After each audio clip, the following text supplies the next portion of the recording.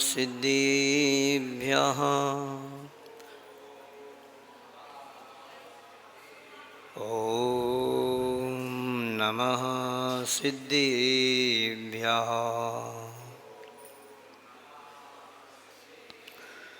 जय श्री ओम नमः सिद्धिभ्यः।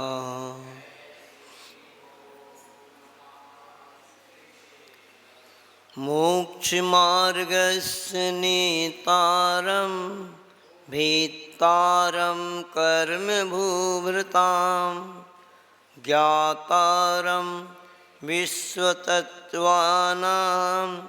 वंदे तद्गुणलब्धये।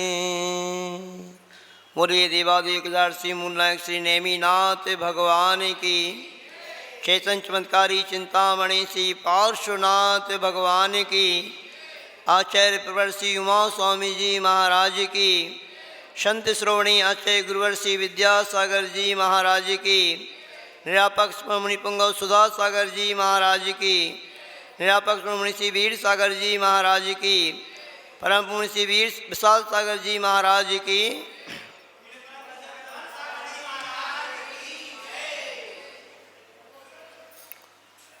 देखिए, जिन 12 भावना के बारे में अपन सभी लोग चर्चा कर रहे हैं, बहुत ही अच्छे भाव उस 12 भावना के जो श्री मंगत राय जी के 12 भावना हैं, बहुत अच्छे भाव रहते हैं।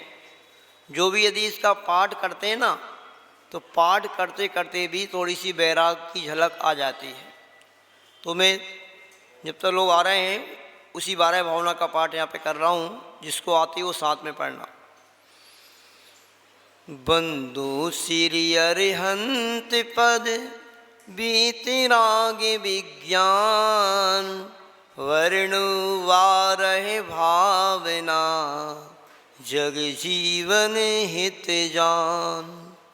कहाँ गए चक्री जिन जीता, भरत खंड सारा। कहाँ गए वै राम रु लक्ष्मण, जिन रावण मारा। कहाँ कृष्ण रुक्मणी सत्यभामा, अरु संपत्ति सगरी।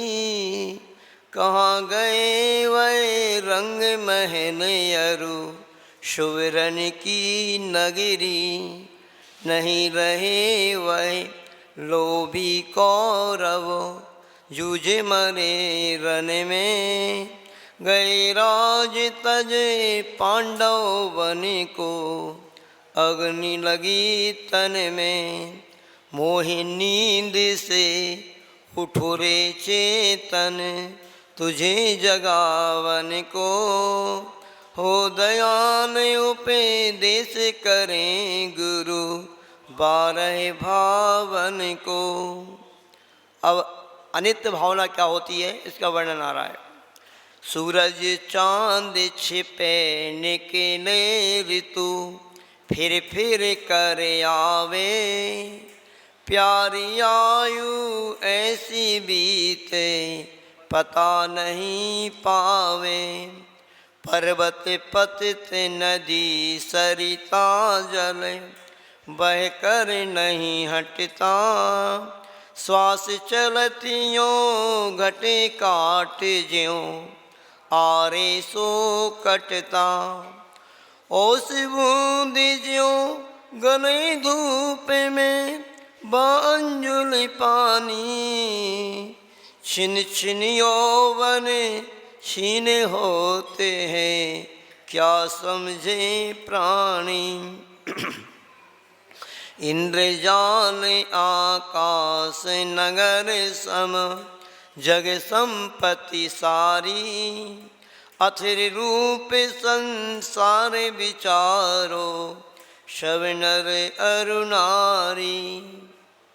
अशरण भावना। काल सिंह ने मृग चेतन को, घेरा भवन में। नहीं बचावन हारा कोई, ह्यो समझो मन में। मंत्री यंत्र सेना धन संपत्ति राजपाट छूटे, बस नहीं चलता काल लुटेरा काय नगरी लूटे। चक्र रत्न हन धन सवाई काम नहीं आया, एक तीर के लगत कृष्ण की बिनस गई काया। देव धर्म गुरु शरण जगत में और नहीं कोई, भ्रम से फिरे भटकता चेतन यूं ही उम्र खोई। संसार भावना का वर्णन आ रहा है।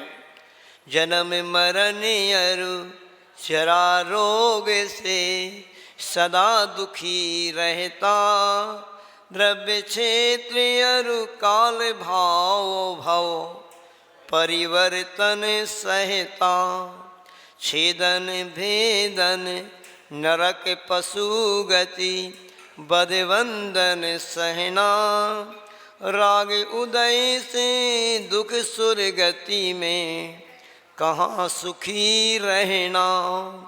भोग पुण्य फल होई के इंद्री क्या इसमें लाली, कुतवाली दिन चारे वही फेरे खुरपा अरु जाली। मानुष जन्म में अनेक विपत्ति में कहीं न सुख देखा, पंचम गति सुख मिले शुभाशुभ को मेटो लेखा। एकत्व भावना। जन्मे मरे अकेला चेतन सुख दुख का भोगी, और किसी का क्या एक दिन यह देह जुदी होगी। कमला चलते न पेंड जाए मर घट तक परिवारा, अपने अपने सुख को रोवे पिता पुत्र दारा। ज्यों मेले में पंथी जन मिल नेह फिरें धरते, ज्यों तरुवर पे रेन बसेरा पंछियाँ करते। कोस कोई दो कोस कोई उड़ फिर थक थक हारे, जाए अकेला हंस संग में कोई न पर मारे। अब भिन्न भावना या अन्यत्व भावना किसे कहते हैं, इसी के बारे में आज अपन चर्चा करेंगे। मोह रूप मृग तृष्णा जग में मिथ्या जल चमके, मृग चेतन नित भ्रम में उठ उठ दौड़े थक थक के।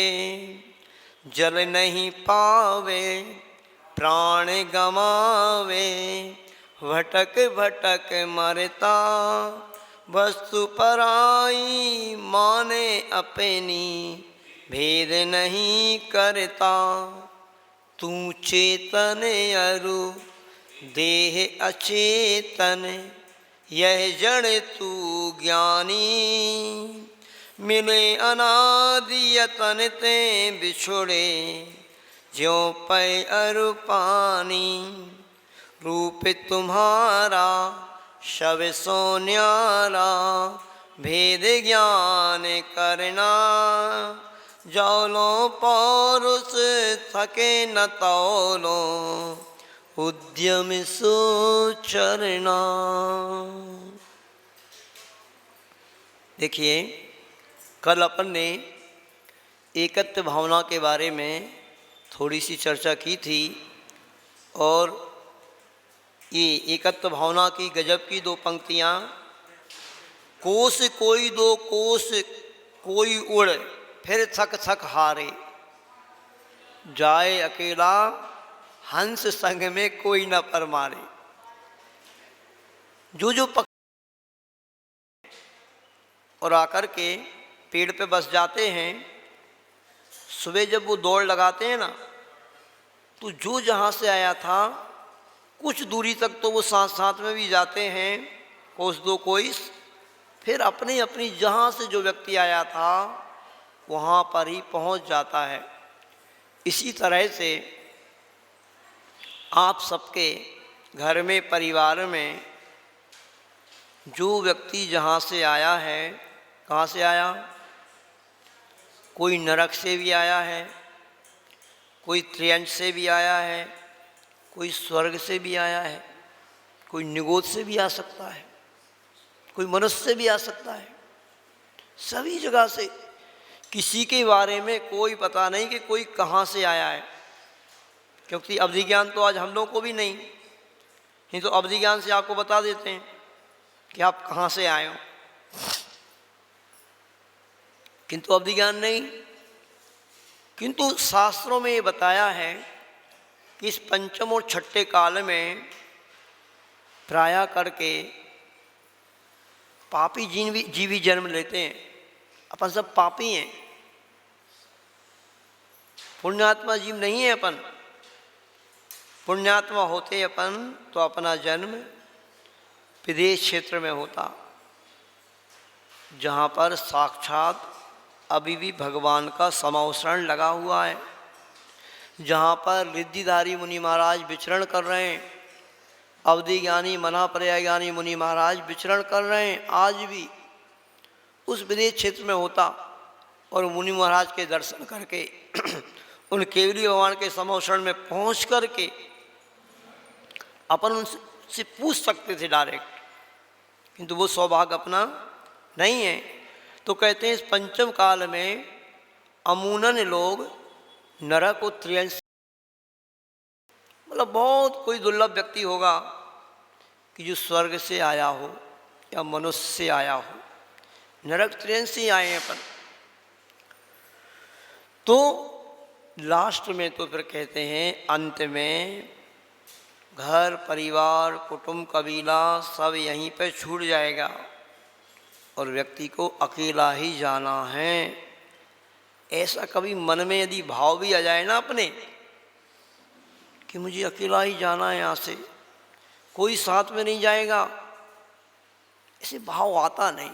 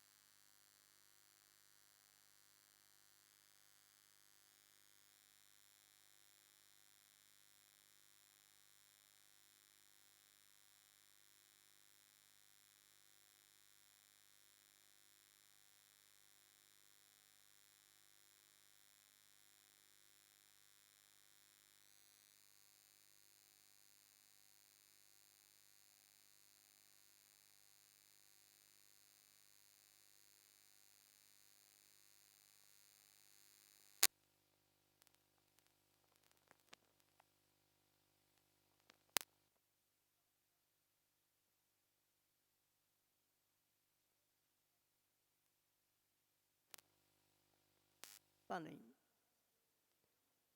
ऐसा भाव यदि आ जाए तो सही बताओ कि जो इस भावना में आगे आने वाला है, अन्यत्र भावनाओं में प्रकरण चर्चा, एक बहुत सुंदर उदाहरण देकर के यहाँ पर समझाया जा रहा है कि एक मृग होता है और मृग जब वो चलता है तो ऐसे लगता है उसको कि जैसे पानी भरा हो। अपन लोग भी चलते हैं ना जब सड़क पे, अच्छी चिकनी सड़क हो, अच्छी धूप निकली हो, तो ऐसे लगता है सड़क पे पानी भरा है, आगे चमक दिखती है वो, और जब पहुंचते हैं तो वहाँ कुछ नहीं रहता है।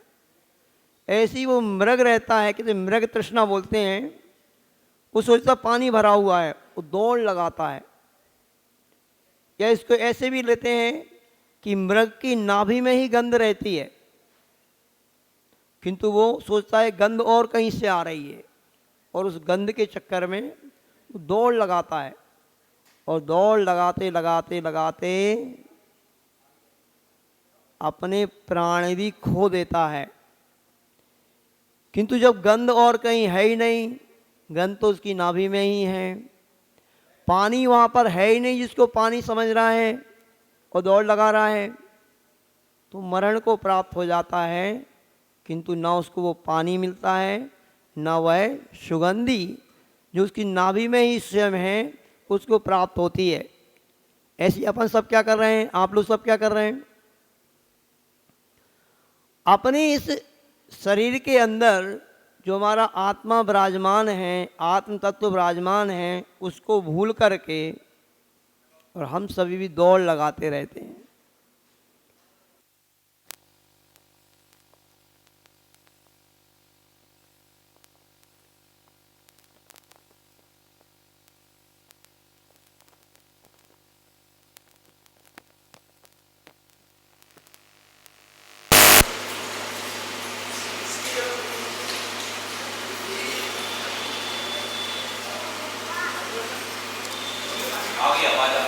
हाँ, तो जैसे यहाँ पे कह रहे हैं कि वह मृग रहता है और उस चमक के लोभ में, जो कि चमक सही नहीं है, और दौड़ लगाता रहता है, और दौड़ते दौड़ते मरण को प्राप्त हो जाता है, मिलता कुछ नहीं। बस ऐसे ही मृग चेतन नित भ्रम में हम सब भी मृग रूपी, यानी अपन भी चेतन रूपी मृग हैं, और भ्रम जाल में पड़ कर के बस ये घर है, ये परिवार है, ये बच्चे हैं, ये रिश्तेदार हैं, कौन कहता है हमारे नहीं है, कौन कहता है कि मैं अकेला ही हूँ, जिसके घर में कोई ना हो, भाई अनमैरिड हो, पत्नी ना हो, माता पिता जिसके ना हो, वो अकेला है। हमारा तो पूरा भरा पूरा परिवार है, सब कुछ बढ़िया है, हम काहे को अकेले जाएंगे। ये अंदर से यदि भय भी आ जाए ना थोड़ा सा व्यक्ति को कि मैं जब मरूंगा तो मेरे साथ कोई नहीं जाएगा, अकेला ही जाऊंगा, इतनी अपनी बुद्धि नहीं जाती, इतना अपन सोचते ही नहीं, उस तरफ अपना ध्यान ही नहीं जाता। किसको फुर्सत है महाराज ये ध्यान देने की कि मैं कभी जाऊंगा, मेरी कभी मृत्यु होगी, नहीं, ये अपना ध्यान ही नहीं। इष्टोपदेश में एक श्लोक आता है बहुत अच्छा, आचार्य पूज्यपाद महाराज ने वहाँ पे लिखा कि एक व्यक्ति, यानी जंगल में आग लग गई, और जंगल में आग लग गई तो उस आग से बचने के लिए एक व्यक्ति पेड़ पे चढ़ गया। अब पेड़ पे चढ़ गया तो वो अपने आप को सोच रहा है मैं तो पेड़ पे चढ़ गया, मैं तो बच गया आग से, आग मेरा कुछ नहीं बिगाड़ पाएगी। अब ये बताओ आप, सारे जंगल में आग लग गई, उस जिस पेड़ पे वो व्यक्ति चढ़ गया है कि उस पेड़ में आके आग नहीं लगेगी, पर वो सोच रहा है मैं तो इस पेड़ पे चढ़ गया, मेरा आग कुछ नहीं बिगाड़ सकती। ऐसी अपन लोगों का क्या है, कहीं भी कोई व्यक्ति का सुन लें अपन, उसका मरण हो गया, उसके साथ ये हो गया, देखो क्या है, बेचारा चला गया, कितना अच्छा आदमी था, देखो चला गया। उस व्यक्ति को, मरण को देख करके कभी अपन को नहीं लगता ऐसा कि मैं भी चला जाऊंगा? इसको ही तो बोलते हैं शमशान वैराग्य। ये थोड़ा सा वैराग्य और हमारा बढ़ जाए कि किसी व्यक्ति की मृत्यु को देख करके ही हम सावधान हो जाएं कि भैया एक दिन हमें भी जाना है। कोरोना काल में हम लोग बड़ा गांव में थे, दिल्ली के पास जो बड़ा गांव है डॉक्टर साहब, जब पूरे देश में त्राही त्राही मच रही थी तो लोग तड़प रहे थे, भगवान का दर्शन नहीं हो रहा है, पूजन नहीं कर पा रहे हैं, अभिषेक नहीं कर पा रहे हैं। और जगह जगह से जब कोरोना का बहुत भयंकर दौर चल रहा था, उस समय गौरव भाई 100 शांति धारा में नाम आते थे, लिस्ट में बोलते बोलते थक जाता था। 11,000 रुपये की उन्होंने राशि रखी थी, 100 नाम आ जाते थे। और जैसी कोरोना समाप्त हुआ, थोड़ा सा ढीला हुआ, नाम समाप्त। दुख में सुमरण सब करें, सुख में करे ना कोई, और जो सुख में सुमरण करे तो दुख काहे को होई। ये दशा है हमारी, हम लोग की ये दशा है। थोड़े ही सुख के दिन आ जाते हैं तो हम सब भूल जाते हैं, गाफिल हो जाते हैं। तो विचार करना चाहिए, वो मौत हमें दिखना चाहिए कि एक दिन हमें भी जाना है। उस व्यक्ति को देख करके और ये विचार करना चाहिए कि देखो इस व्यक्ति के साथ कौन गया, लाखों करोड़ों खरबों अरबों का ये आसामी था, उसके साथ में गया कुछ नहीं गया। जो व्यक्ति ये अपने परिवार के प्रति मोह ममत्व को रख कर के दिन रात कोलू का बैल बन कर के लगा रहता था सुबह से शाम तक, वो कोई परिवार साथ में गया इसके? नहीं, पर होता है ऐसा ही, ऐसी मृग तृष्णा रहती है। एक व्यक्ति था, अब उस व्यक्ति का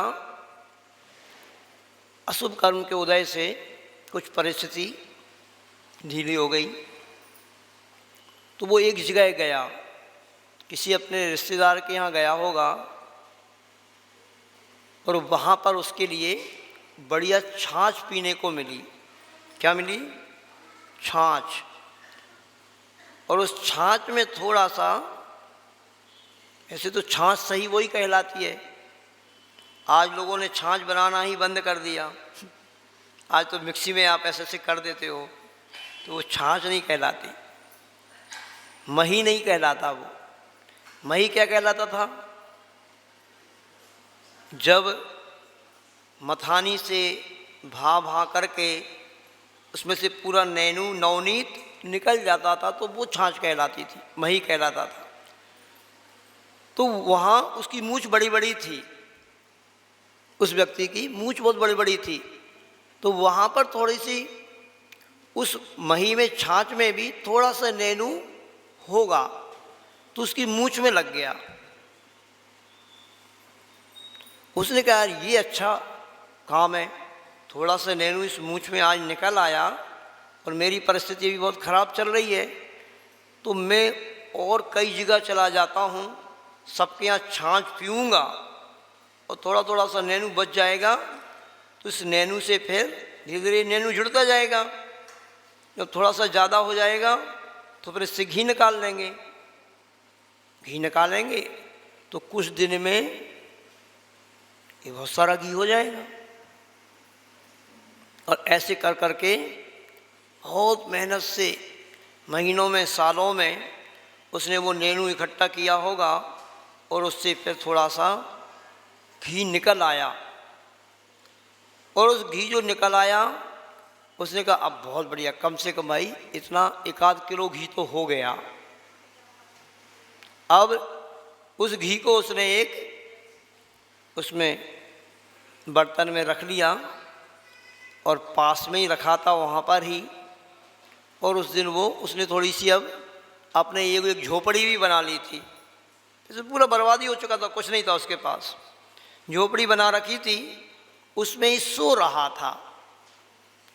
सोते सोते सपना देखने लगा, जो ये घी आया है मेरे पास 1 किलो है, अब इस घी को बेच कर के मैं और एक बकरी खरीद लूँगा। बकरी में थोड़ा सा पे ज़्यादा घी निकलेगा, तो फिर उससे मैं एक और गाय खरीद लूँगा। गाय जब थोड़ा ज़्यादा घी देगी और मेरे पास थोड़ा अच्छा पैसा वगैरह आ जाएगा, और फिर मैं अपना एक घर भी बना लूँगा थोड़ा अच्छा सा। जब अच्छा सा घर बन जाएगा, तो अब जब घर बन जाता है ना आदमी का, जब तक शादी नहीं करता व्यक्ति, जब तक उसका व्यापार ना हो, कुछ घर वगैरह ना हो, वो नहीं करता शादी। आजकल देख लो आप, जॉब करने वाले बच्चों के पास जब तक अपना फ्लैट नहीं हो जाता है और जब तक थोड़ा उनका जॉब वगैरह व्यवस्थित नहीं हो जाता है, चाहे वो 35 साल के हो जाएं, लेकिन हमें शादी नहीं करना। आधे बूढ़े हो गए, बूढ़े से भी मतलब 40 के पास होने वाले, 40 के बाद तो मनुष्य की उम्र खत्म होने वाली है, गधे की उम्र प्रारंभ होने वाली है। किंतु उनको नहीं, उसने कहा मकान अब बन गया, अब बढ़िया मैं शादी करूँगा। शादी हो जाएगी, शादी होने के बाद बस बढ़िया ठाट रहेगा सब, पत्नी घर में आ जाएगी, फिर धीरे धीरे बच्चे भी हो जाएंगे, और बच्चे परेशान करेंगे, पापा पापा पापा पैर दबवा लो थोड़े, हैं। पत्नी भी सेवा करने आएगी, मैं कहूँगा अभी नहीं करवाना सेवा, चलो हटो। और उसने अपना पैर ऐसे करके मार दिया। अब गरीब तो था ही, पास में अग्नि भी जल रही थी वहाँ पर ही, और पास में ही वो घी की बटोई भी रखी हुई थी। जैसे उसने पैर मारा, उसका पैर उस बटोई में लगा, और अग्नि पास में जली रही थी, तो उसमें अग्नि में वो घी गया, और पूरी की पूरी जो झोपड़ी थी वो जलने लगी। तो उसी में जल कर के वो व्यक्ति मर गया, खाक हो गया। आस-पास से लोग आ गए, कैसा मूर्ख व्यक्ति था देखो, कैसा मूर्ख व्यक्ति था देखो, कितना कंजूस था है, कैसे तो इसने घी जोड़ा था, कैसे क्या हुआ, और देखो ऐसे चला गया। सारे लोग उसके लिए कोसने लगे, उस व्यक्ति के लिए। तभी कोई एक समझदार व्यक्ति आया और उस व्यक्ति ने कहा, भैया इसके लिए कोस रहे हो, इसके लिए भला बुरा कह रहे हो, आप क्या कर रहे हो, आप सब लोग क्या कर रहे हो। इस साक्षात उदाहरण दिया है आचार्य महाराज समंत्र भद्र स्वामी ने, हाँ, रत्नकंड साहब का आचार्य में, समश्रु नवनीत परिग्रह पाप के लालच में व्यक्ति कैसे करता है, इसके लिए उदाहरण दिया है। अब आप सभी लोग भी ये विचार कर लें, सोच लें, समझ लें, आप क्या कर रहे हैं। व्यक्ति के पास जब घर नहीं होता है तो घर बनाता है, कितनी मेहनत करता है, सुबह से लेकर शाम तक इतनी मेहनत करता है, ना समय पे खाता है, ना पीता है, ना सोता है, रात रात भर जग कर के छत को ढलवाता है, मकान को बनवाता है। मैंने आंखों से देखा है, ये सब करते रहते हैं आप लोग, सब कुछ। फिर दुकान नहीं होती तो दुकान के लिए, व्यापार नहीं होता तो व्यापार के लिए। महाराज जी क्या करें, तो ये नहीं करेंगे तो क्या होगा, ये तो सब गृहस्थ के लिए करना ही पड़ता है। आप महाराज जी बन गए तो आपको सब हरा हरा दिख रहा है। कौन कह रहा है कि नहीं करना पड़ता है? करना तो पड़ता है, करते हैं आप लोग, किंतु इतने ज़्यादा लिप्त ना हो जाओ, इतने ज़्यादा वो शेख चिल्ली जैसे, शमश्रु नवनीत जैसे सपने ना देखो कि अपना ये शरीर ही समाप्त हो जाए और आप इस शरीर का कुछ भी लाभ ना ले पाओ। आज कितने लोग हैं जिनकी बाईपास सर्जरी हो रही है, कहीं अटैक आ रहा है, बहुत कम उम्र में ही अटैक आ रहा है, बाईपास सर्जरी हो रही है। ऐसे कई लोग हम लोगों के पास आए, उनको सलाह दी कि देखो भैया, इस शरीर पर अब अति भारारोहण ना करो। अब आपके बेटे बड़े बड़े हो गए हैं, तो उन बेटों के ऊपर ये भार थोड़ा थोड़ा धीरे धीरे रखते जाओ और आप फ्री हो जाओ। सब कुछ आपने कर दिया, आपने बेटों के लिए भी मकान बना दिया, उनके लिए अलग अलग दुकानें खुलवा दी, उनके लिए व्यापार करवा दिया। अब तो आप जाग जाओ। मोह नींद मृग तृष्णा जग में क्या है? नहीं, इसमें एक आया था और पहले आया था। अब तो जाग जाओ, किंतु नहीं जागता व्यक्ति। वह मोह रूपी मृग तृष्णा ऐसी लगी है कि नहीं जागता। आखिरकार बाईपास सर्जरी हो गई, नहीं माना। पहले लोग क्या करते थे, जैसे ही बेटा समझदार हुआ, पहले के लोग बेटा समझदार हुआ तो बेटे को व्यापार सौंप दिया और धर्म में धीरे धीरे मन अपना बढ़ाते जाते थे। ये परंपरा ही होती थी। जैसे राजा महाराजा हुआ करते थे, जैसे राजकुमार बन गया बेटा तो राजभार उसको सौंप देते थे और जाकर के दीक्षा ले लेते थे। ऐसे ही यहाँ पर भी चला करता था कि व्यक्ति दीक्षा के भाव बनाता था, बेटे को अपना व्यापार सौंप करके दीक्षा वगैरह ले लिया करता था। आज भी बहुत सारे लोग ऐसे हैं, किंतु मैं उन लोगों से कहना चाह रहा हूँ कि इसी चक्कर में आप अपने प्राणों को ही खो दो। बाईपास सर्जरी होना कितना कठिन काम होता है, डॉक्टर साहब जानते हैं। सर्जरी सभी की सफल हो जाए जरूरी नहीं रहता। बाईपास सर्जरी की नौबत आ गई मतलब आप ये समझ लो कि अब आपका दूसरा ही जन्म होने वाला है। पूरा हृदय को खोला जाएगा तो बहुत सारे व्यक्ति तो चले ही जाते हैं, बस से नहीं। और फिर उसके होने के बाद भी तो कितनी सावधानी आपको रखना है। और अब क्या आपका जीवन होगा फिर? अब सारा आप जो करना भी चाहते थे वो कर नहीं पाओगे, ऐसी नौबत आ जाती है। इस बारे में थोड़ा सा विचार करना चाहिए व्यक्ति को और अपने मन को धर्म में लगाना चाहिए। ये बात कब समझ में आएगी आप लोगों को? ये दोनों भावनाएं, एकत्व भावना और अन्यत्व भावना, बहुत अध्यात्म को लेकर के हैं। ये बात अपन को पछती नहीं, सामान्य ग्रस्तों को, आप लोगों को पर नहीं। कहते हैं आप लोगों को भी इस बारे में थोड़ा थोड़ा चिंतन करना चाहिए।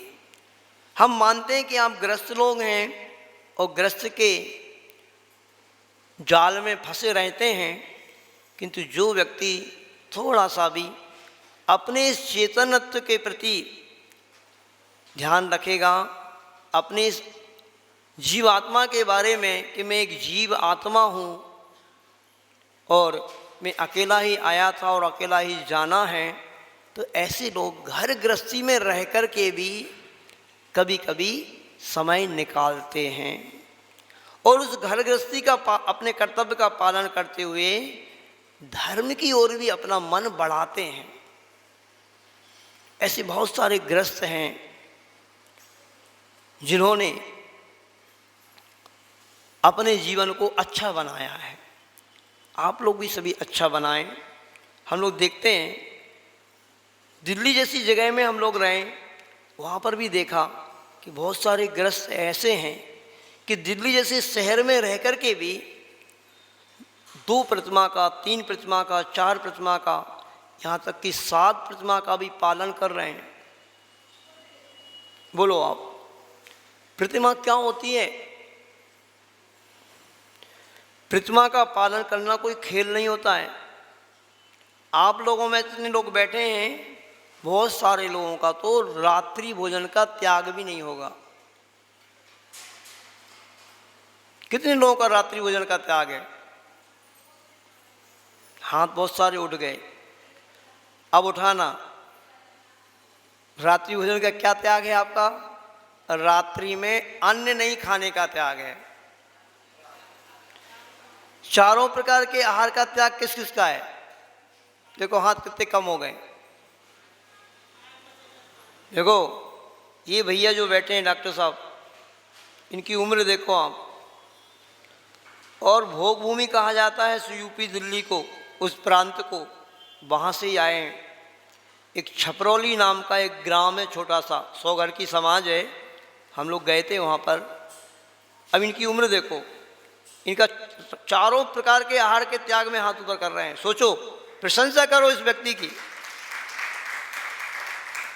चारों प्रकार के आहार का त्याग क्या कहलाता? कुछ भी नहीं, पानी भी नहीं पीना, पानी भी नहीं पीना, वह चारों प्रकार के आहार का त्याग है। और रात्रि में चारों प्रकार के आहार का त्याग मतलब समझ लेना, बहुत बड़ी औषधि का सेवन आप कर रहे हैं। अधिकांश बीमारी मतलब आदि सी बीमारी तो उस व्यक्ति की समाप्त हो जाएगी जो रात्रि में भोजन का त्याग कर देगा। वो जो बीमार है तो वो व्यक्ति स्वस्थ हो सकता है। इसका साक्षात उदाहरण है, मैं आपको एक बात सुनाना चाह रहा था, आज याद आ गया, सुना देता हूँ कि रात्रि भोजन का त्याग मतलब चारों प्रकार के आहार का त्याग करना एक कितनी बड़ी चीज़ है। सबसे बड़ी बात तो ये है कि जो व्यक्ति रात्रि में चारों प्रकार के आहार का त्याग कर देता है, वह व्यक्ति को साल भर में 6 महीने उपवास करने का फल मिलता है। एक भी उपवास नहीं करना आपको, तो भी 6 महीने के उपवास करने का फल मिल जाएगा आपको। क्यों? 24 घंटे जो होते हैं ना, एक दिन माना जाता है ना, दिन और रात का ही एक दिन माना जाता है। जिस व्यक्ति ने रात्रि में 12 घंटे का त्याग कर दिया तो उसका उपवास माना जाएगा 12 घंटे का। तो एक वर्ष में 6 महीने के उपवास का फल मिलता है रात्रि भोजन त्याग करने से। और अपने आप ही डॉक्टर लोग भी ये कहते हैं कि भोजन करने के बाद कम से कम 3-4 घंटे बाद ही व्यक्ति को शयन करना चाहिए।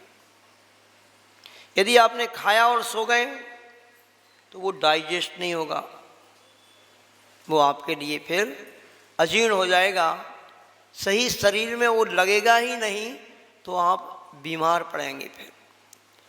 और एक बहुत अच्छी घटना मुझे याद आ रही है, आज सभी लोग शिक्षा ले लेना, प्रेरणा ले लेना कि कहाँ तो प्रतिमा की बात तो अलग है।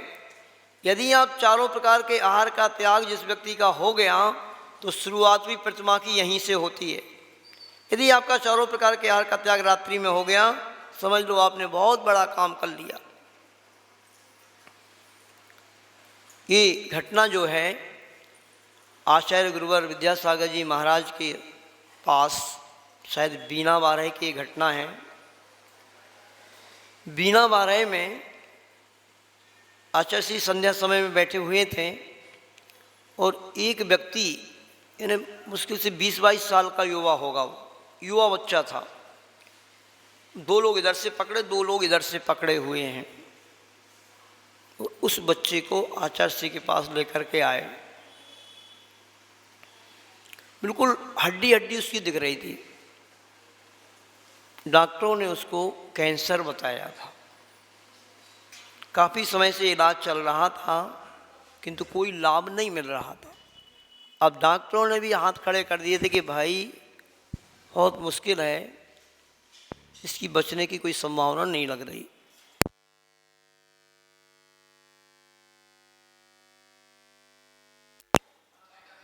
और कोई भी व्यक्ति घबरा ही सकता है। एक युवा बच्चा परिवार में इस तरह की स्थिति बन जाए तो कोई भी घबराने की बात ही है। फिर सभी ने हताश होकर के एक ही सोचा कि भैया चलो आचार्य श्री का आशीर्वाद इसको दिला दें। अंत में आता है धर्म की शरण में आदमी, वो अंत में भी आ जाए तो अंत भलासु सब भला। अंत में भी कहते व्यक्ति को यदि बात समझ में आ जाए ना तो भी अच्छा ही रहता है।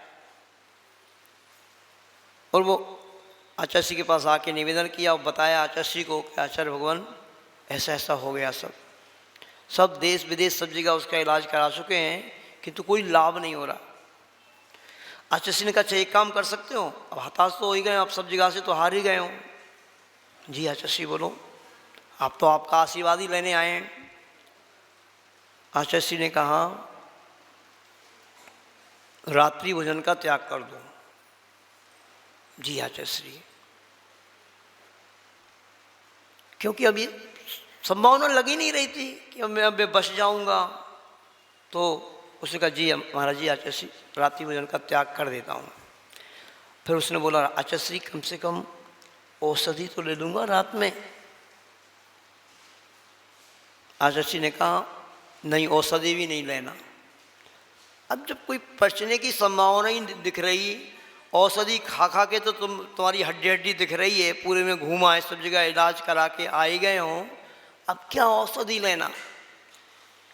अंत समय में भी ऐसे समय में हर व्यक्ति का भाव बन सकता है क्या? एक भाव तो रहते ही है भी है, कम से कम दवाई तो ले लेंगे। अगर हो सकता है रात्रि में अगर हमने दवाई नहीं ली तो कुछ गड़बड़ हो जाए। अच्छा, आप लोगों में किसी व्यक्ति में साहस है, इतने लोग बैठे हों, कि आपके साथ ऐसी परिस्थिति हो जाए तो भी आप रात्रि में चारों प्रकार के आहार का त्याग कर दोगे? मुझे लग रहा कोई भी व्यक्ति साहस नहीं करेगा। ये सोचेगा कि अरे कोई ना कोई दवाई लग गई और ये बच गए तो क्या हड्डी हड्डी दिखने के बाद या बिल्कुल अब ऐसी संभावना लग रही है व्यक्ति की कि नहीं बचेगा तो भी एक भाव रहता है कि नहीं भैया कोई ना कोई दवाई काम कर जाए और बच गए। और सोचता है बहुत ज़्यादा पीड़ा रात में ही हो रही हो और रात में अगर दवाई खा लें तो ठीक है, नहीं तो मर जाएंगे, चले जाएंगे। ऐसे लगता है आप लोगों को? नहीं, सबको ही लगता है। तो हम मुनि महाराजों को देखो, हम मुनि महाराज कभी रात्रि में भोजन करते हैं, दिन में भी एक ही बार करते हैं और उसमें भी दिन में भी एक बार में भी कभी शुरू में ही अंतराया जाता है।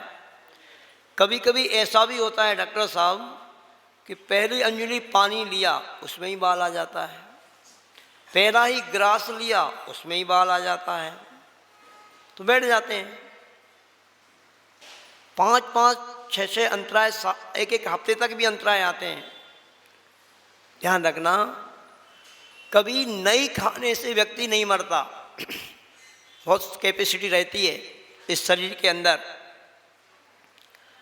नहीं खाने से व्यक्ति महीनों भी नहीं खाए ना तो मरता नहीं। और महीनों के भी लोग उपवास कर लेते हैं, 10 दिन तक, 10-10 दिन तक भी। डॉक्टर साहब जिनको डायबिटीज है 400 तक शुगर बढ़ी हुई है, ऐसे व्यक्ति भी बगैर खाए 10-10 उपवास कर लेते हैं तो भी नहीं मरते। प्रत्यक्ष उदाहरण ने देखा है। हम लोग जब 10 दिन का शिविर लगाते हैं ना, 350 शुगर बढ़ी हुई है उनकी, वो व्यक्ति उपवास कर रहा है तो भी कुछ नहीं बिगड़ रहा। अधिकांश व्यक्ति मरता है खाने से, खाने से मरता है। यदि अधिक खा लिया, अजीर्ण हो गया और खाने के बाद फिर बहुत ज़्यादा दस्त वगैरह लग गए, गई गाड़ी, जा सकती है, चले जाते हैं कई व्यक्ति ऐसे। तो आचार्य श्री ने कहा कि दवाई भी नहीं खाना, और उस बच्चे ने भी साहस करके कह दिया जी आचार्य श्री हम दवाई भी नहीं खाएंगे। और शायद उसने उसी समय कुछ प्रतिज्ञा भी कर ली होगी कि अब आचार्य भगवान का आशीर्वाद मिल रहा है और ये शरीर यदि बचता है तो अब इस शरीर को मैं धर्म मार्ग में ही लगाऊंगा। उसने अंदर ही अंदर ऐसी प्रतिज्ञा भी कर ली होगी और ऐसा पुण्य बढ़ा तो उसने रात्रि भोजन का त्याग किया। 6 महीने के बाद ही यानी धीरे धीरे उसका स्वास्थ्य सुधरने लगा। 6 महीने के बाद चेकअप जब कराया गया तो अब उस व्यक्ति के शरीर में कोई भी कैंसर के लक्षण नहीं थे। कैंसर था ही नहीं। हमें कोई भी बीमारी हो और उस बीमारी में हम जितना खाते हैं उस रोग को और हम संबल प्रदान करते हैं, एनर्जी प्रदान करते हैं।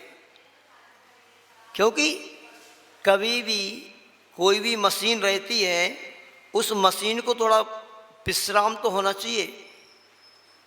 अगर दिन रात उस मशीन से हम काम करते रहेंगे तो उसको विश्राम होगा ही नहीं, तो वो मशीन खराब होगी। तो कितना बड़ा साइंस है अपना जैन धर्म का। और जैन धर्म में ही नहीं, अन्य धर्मों में भी ये बात आती है कि हमें रात्रि में भोजन नहीं करना चाहिए। बहुत सारे जैनेतर लोगों की पुराण ग्रंथ हैं, मार्कंडेय पुराण, महाभारत इत्यादि, उनमें भी आया है कि रात्रि भोजन करना समझ लो कितना बड़ा पाप है। शायद महाभारत ग्रंथ में आता है कि रात्रि में भोजन करना मतलब मांस खाने के बराबर है और पानी पीना मतलब खून पीने के बराबर है। ऐसी बात लिखी है। मतलब रात्रि भोजन का त्याग वही कहलाता है चारों प्रकार के आहार का त्याग, खाद्य, स्वाद, लेय और पेय। पेय का भी त्याग, मतलब चारों प्रकार के आहार का त्याग है।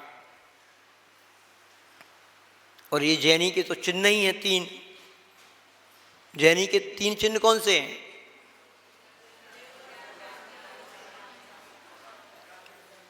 अब माँओं को ही पता नहीं है तो बच्चों को क्या बताएंगी वो।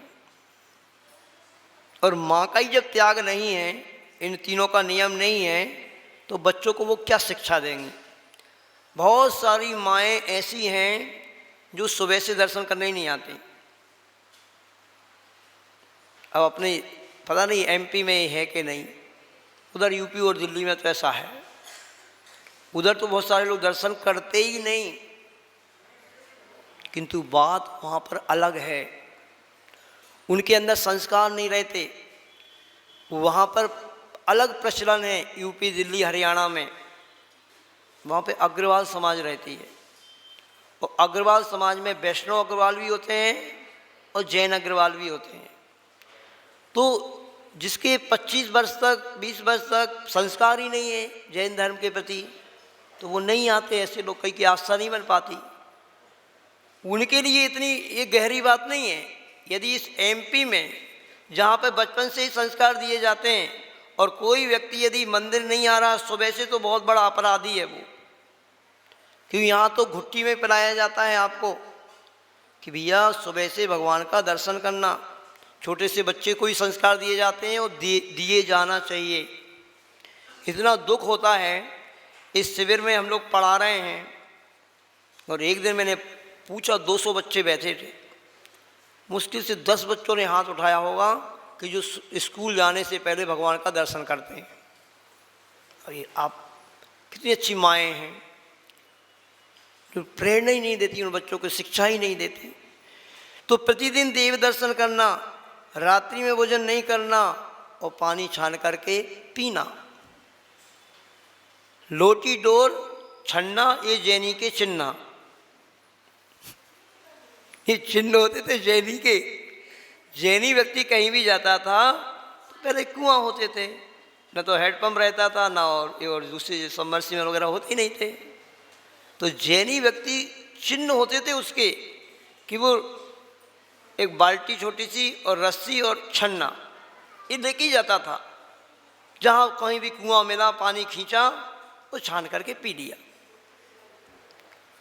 कितनी बड़ी चीज़ है। रात्रि भोजन का उसने त्याग किया तो 6 महीने के बाद कोई कैंसर के लक्षण नहीं दिखे, शरीर थोड़ा स्वस्थ होने लगा।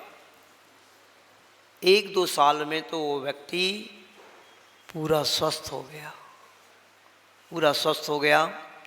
और फिर उसने आचार्य श्री के पास आकर के आजीवन ब्रह्मचर्य व्रत ले लिया।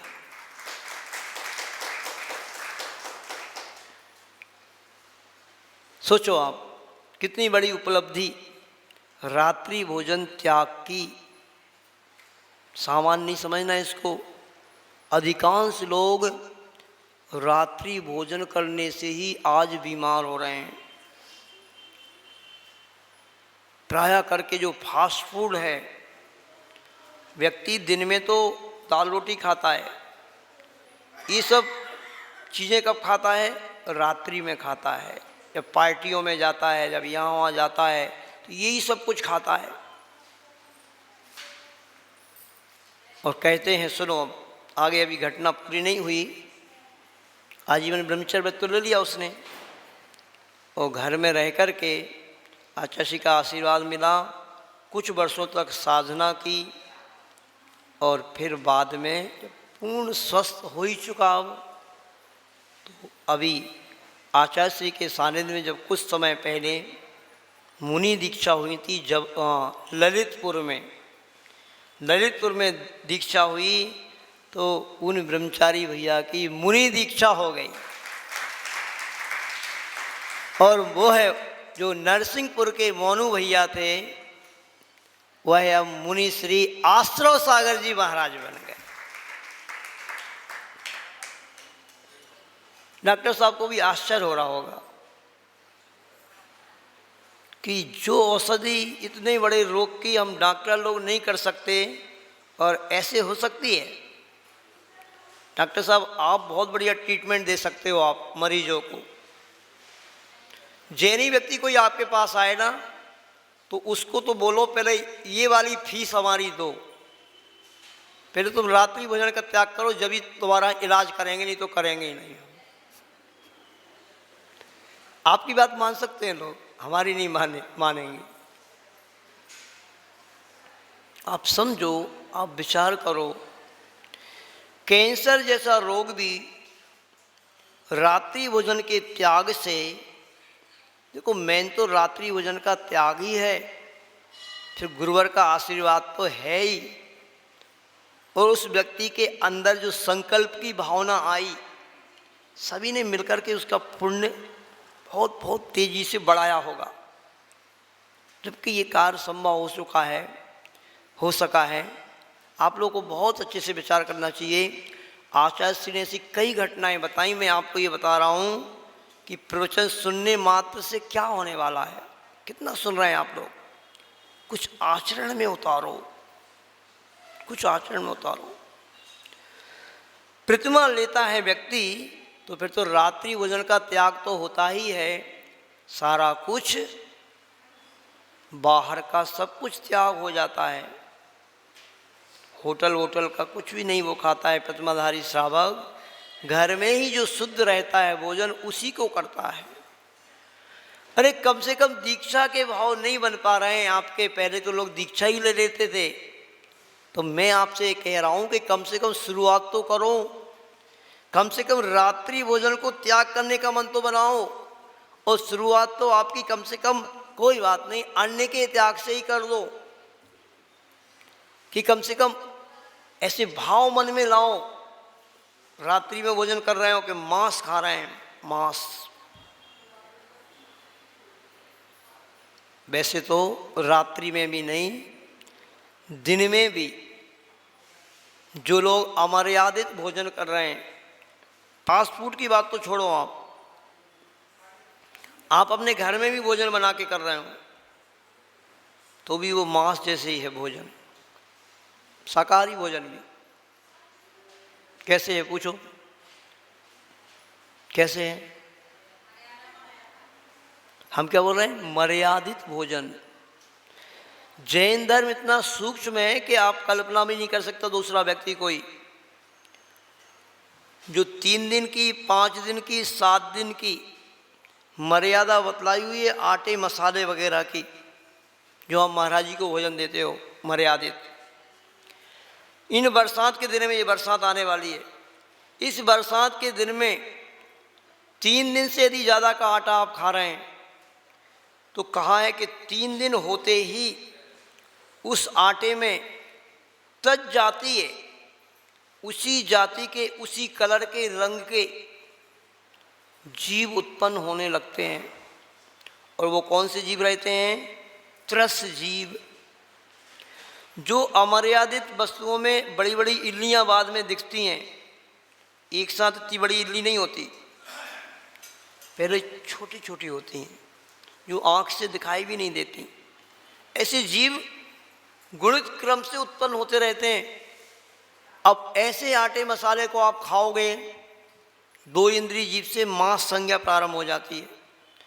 1 इंद्रिय जीव से मांस की संज्ञा प्रारंभ नहीं होती, 2 इंद्रिय जीव से मांस संज्ञा, यानी मांस है उस जीव में। अब क्या खा रहे हो आप, बोलो? हम कहना ये चाह रहे हैं, सारी महिला वर्ग यहाँ पर बैठे हुए हैं, कह रहे भैया कम से कम आप रात्रि भोजन का त्याग कर दो तो अच्छी बात है, बहुत महान माने जाओगे। और दिन में भी खा रहे हो तो क्या खा रहे हो, थोड़ा ये विचार तो करो। फास्ट फूड तो साक्षात नॉनवेज है ही, क्योंकि उसमें तो गाय की चर्बी डली है, सुअर की चर्बी डली है, फिश पाउडर डला है। मछली खाते हो आप लोग? कौन खाता मछली? कोई नहीं खाता। महाराज सब जैनी लोग बैठे हैं, हम लोग कैसी कैसी बातें कर रहे हो आज आप। अन्यत्व भावना की चर्चा के करके क्या कहाँ पहुँच गए हम। जितनी भी फास्ट फूड हैं, आज शादी में, विवाह में, सब जगह आज तो स्टाइल लग रहे हैं अभी के फास्ट फूड के। वो गया जमाना, पूरी सब्जी बनती थी, मूंदी सेव बनते थे। उसके साथ साथ इसकी भी स्टाइल है, आज का स्टैंडर्ड अलग स्टाइल रहती हैं इसकी सब। और वो फास्ट फूड तो जिस मैदे से बनता है, ऐसी अनाज मैदा, मतलब मैदा भी ऐसे अनाज से बनता है जो प्राय करके अनाज कोई काम का नहीं रहता। जो अनाज घुन जाता है, जिसमें वो एक छोटी छोटी कौन सा रोग रहता है वो लग जाता है, क्या बोलते हैं उसको, घुन से भी पहले एक कोई चीज़ होती है। हम जब गांव में रहते थे, एक छोटे छोटे से जीव उसमें पही पड़ गई, क्या पड़ गया ऐसे, हाँ त्रिउला तो बहुत बड़ी चीज़ है। त्रिउला तो आँख से दिखती है, त्रिउला आँख से दिखता है, छोटी छोटी इल्लियाँ आँख से दिखती हैं।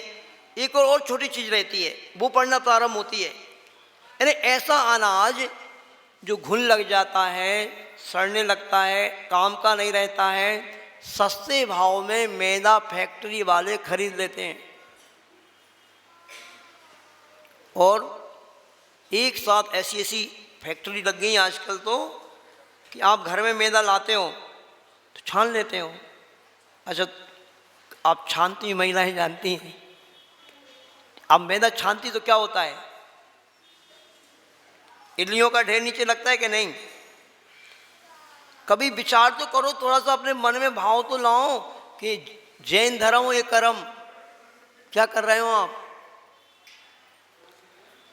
उस मैदा को घर में ला करके आप यदि कोई वस्तु बनाते हैं तो आप छानते हैं। जहाँ पर ये फास्ट फूड जितना भी बनता है वो मैदा से ही बनता है, चाहे वो पाव हो, चाहे पिज्ज़ा हो, चाहे बर्गर हो, चाहे मैगी हो, चाउमीन हो, सारी चीज़ मैदा से बनती कि नहीं? मैदा से ही बनती हैं। और वो फैक्ट्री वाले छानते हैं उन गेहूँ को, जिसमें असंख्यात त्रिउला पड़ गए, इडलियाँ पड़ गईं। कोई छानता है क्या? छानेंगे, हो गए, छानने में ही उनके मखाने फूक जाएंगे, फिर कमाएंगे क्या? तो कोई छानना छूनना नहीं होता है। सस्ती क्वालिटी की गेहूँ खरीद करके उसका मैदा बनता है, आटा बनता है बाज़ार में। अब तो और महिलाएं इतनी आलसी हो गई, क्या कहें बताओ।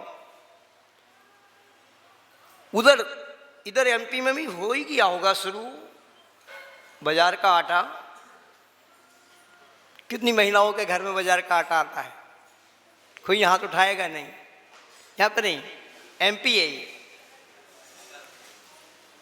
बाजार का आटा प्रारंभ हो गया तो अब तो आधा किलो, 1 किलो, सब किलो के पैक में आने लगा। कितनी सुविधा हो गई सोचो। और क्या सुविधा चाहते हो? जब हाथ से पीसना पड़ता था, घंटों घंटों तक माँ बचपन में हाथ से पीसती थी जब कहीं आटा होता था।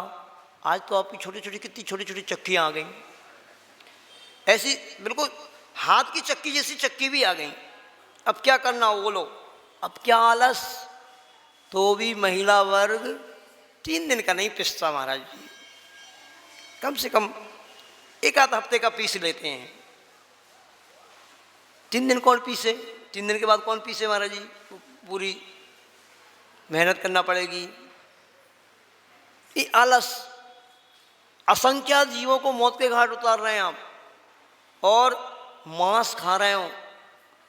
3 दिन के बाद उस चक्की में अंदर ही अंदर इडलियां पड़ जाती हैं। देख लेना कभी खोल के, बरसात के दिनों में वो चक्की चलती रहेगी तो मरती रहेंगी, और वो आटा भी कुछ तो फंसी जाता है चक्की में, कभी नहीं निकलता पूरा चक्की में से आटा। जब दूसरा गेहूं डालोगे तब वो पहले वाला निकलता है। क्या खा रहे हैं हम? 3 दिन से अधिक के आटा मसाले को यदि आप खा रहे हैं तो मांस खा रहे हैं, नॉनवेज खा रहे हैं। ये विचार कर लेना आप लोग। तो इतना तो कर दो, इतनी कृपा तो कर दो, अपने आप पे कर दो कृपा, हमारे ऊपर नहीं। इतना तो अपने कर ही सकते हैं कि कम से घर में जब चक्की है, मिक्सी है, सब कुछ है। अब सिल्लोड़िया से नहीं पीसना। पहले ये कुछ नहीं होता था, मिक्सी सिल्लोड़िया से पिसता था तो बिल्कुल शुद्ध ही पिसता था। कोई सिल्लोड़िया से पीस करके 3 दिन का नहीं रखता था, 2 दिन का नहीं रखता था, बल्कि शाम के लिए भी नहीं रखता था, सुबह का सुबह और शाम का शाम। अब आपके पास मिक्सी है तो उसका दुरुपयोग कर रहे हैं आप, सदुपयोग नहीं कर रहे हैं। दुरुपयोग क्या हो रहा? 3 दिन का कौन महाराज, इतना सा कौन पीसे, हफ्ते भर का कम से कम। तो 3 दिन के बाद समझ लेना उसमें 30 जीव पड़ना प्रारंभ हो गए, इडलियाँ पड़ जाती हैं। पहले छोटी छोटी रहती, मुझे नहीं दिखती, जब बड़ी बड़ी होती हैं, जब दिखती हैं तो अपन उस मांस को ही, मांस मिल रहा है उसमें, अमर्यादित वस्तु में, नॉनवेज खा रहे हो। इतनी कृपा कर लो तो बहुत बहुत उपकार होगा आपका, अपने ऊपर भी और दूसरों के ऊपर भी, कि कम से कम जो मर्यादा बतलाई है उसके अनुसार आटा मसाला तो यूज कर सकते हो आप। जिस व्यक्ति के घर में अगर मर्यादा बरसात में 3 दिन, गर्मी में 5 दिन और सर्दी में 7 दिन की जो मर्यादा बतलाई आटा मसाले की, मैं गारंटी देता हूँ कि जिस व्यक्ति के घर में इस तरीके से भोजन बनता हो, इस मर्यादा को ध्यान में रख कर के भी, उस व्यक्ति को कभी चौका लगाने में कोई दिक्कत होगी ही नहीं। आटा मसाला तो मर्यादित है ही, फिर क्या करना है, कुएं का पानी लाना है बस, और क्या करना है। नमक तो पिसी जाएगा, तुरंत चौका लग गया। और जिसके यहाँ बाजार का आटा आ रहा है, कोई इस मर्यादा का किसी को ध्यान नहीं, उसको सोले का भोजन बनाना आफत। कहाँ से आ गए महाराज लोग, कहाँ से आ गए त्यागी बेटी, कौन खिलाए इनको। अब इनके लिए तुरंत का आटा पीसना पड़ेगा, मसाला पीसना पड़ेगा, ये करना पड़ेगा, वो मुसीबत लगेगी आपको। और आपका प्रारंभ है उस नियम संयम की ओर बढ़ने का प्रारंभ हो जाएगा, वह व्यक्ति बहुत जल्दी इस ओर कदम बढ़ा सकता है। वो सबसे बड़ी बात, चाहे वो रात्रि भोजन हो, चाहे आटे मसाले की मर्यादा हो, इस पे आप इस बात पे ध्यान दें कि अहिंसा धर्म पड़ेगा आपका, जो जैन धर्म की नींव है। नहीं तो आप कहाँ उस अहिंसा को पाल पा रहे। असंख्यात जीवों को आप, हिंसा का दोष आपके खाते में आ रहा है, तो इससे बचने का पुरुषार्थ करेंगे, बहुत अच्छा रहेगा और आपकी धर्म की शुरुआत भी हो जाएगी। जो व्यक्ति आटा मसाला मर्यादित प्रारंभ कर दे, या रात्रि भोजन का त्याग जिसने प्रारंभ कर दिया, करना चारों प्रकार का हो गया, अब उस व्यक्ति को 2 प्रतिमा के व्रत लेने में कुछ नहीं करना। 2 प्रतिमा के व्रत लेने में क्या करना पड़ता है? शुद्ध भोजन करना, पहली बात तो शुद्ध भोजन की शर्त पहली है, और 2 टाइम सामायिक कर लो, प्रतिक्रमण कर लो एक बार, हो गया और क्या है। महाराज जी ऐसे बोल रहा है कि हो गया, छूटे तो वो बाजार का तो छूटे,